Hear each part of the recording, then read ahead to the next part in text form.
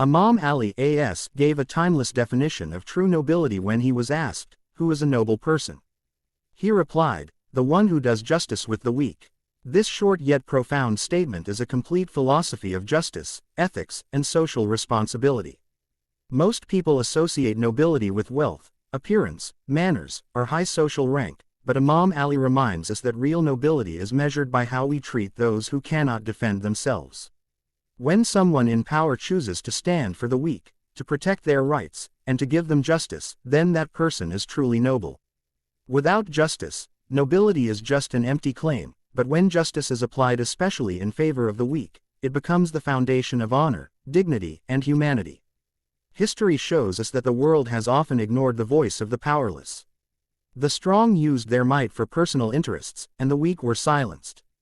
Imam Ali's words stand against this injustice and remind us that real greatness lies in fairness. A society that protects only the rich and powerful will eventually collapse, but a society that ensures the rights of the weak will prosper with peace and harmony. Justice is not just a matter of courts and laws, it is part of our everyday life, in the way we speak, in the way we deal with employees, neighbors, or strangers. Imam Ali's life itself was a living example of this principle. As a ruler, he never allowed his position to blind him to the struggles of the poor. He often sacrificed his own comfort to ensure that justice reached the needy. This shows that leadership is not about status but about service.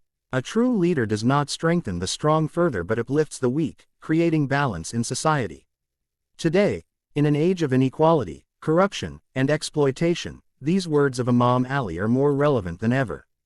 They are a reminder for governments, institutions, communities, and individuals that fairness towards the weak is the real test of nobility. In our personal lives, justice can be practiced in small acts, listening to the unheard, respecting the elderly, protecting the rights of workers, or supporting a struggling neighbor. At the community level, leaders and teachers must instill this value in the next generation so that children grow up learning that dignity does not come from money or fame but from standing with the oppressed. On a larger scale, governments and institutions must build systems that give equal opportunities, social protection, and access to justice for the poor. Policies should not only serve the elite but must ensure that the vulnerable are safe and respected. Spiritually, justice purifies the soul. When we choose fairness over selfish desires, we defeat arrogance, greed, and cruelty within ourselves. Justice opens the heart to mercy, and mercy connects us to the essence of humanity. Imam Ali's teaching also highlights consistency. Being fair once or twice is not enough, it must be a permanent way of life. Temporary power or wealth may bring short-term respect, but only consistent justice brings eternal honor. True progress of a society is not measured by wealth or technology but by how it treats its weakest members. If the poor, the orphans, the elderly, and the marginalized feel safe, respected, and empowered, then the society is truly advanced. Imam Ali's definition of nobility is not just a moral guideline but also a political and social formula for sustainable peace and development.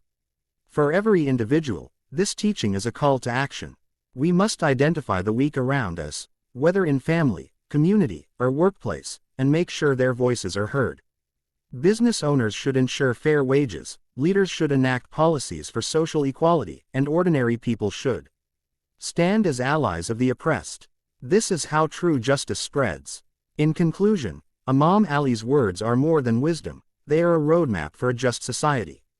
Nobility is not about titles, power, or appearances. It is about courage, fairness, and the strength to support the weak. If we wish to create a world of peace, equality, and dignity, then we must adopt this principle in every part of our lives. The noble person is the one who gives justice to the weak, and through this, humanity finds its highest honor.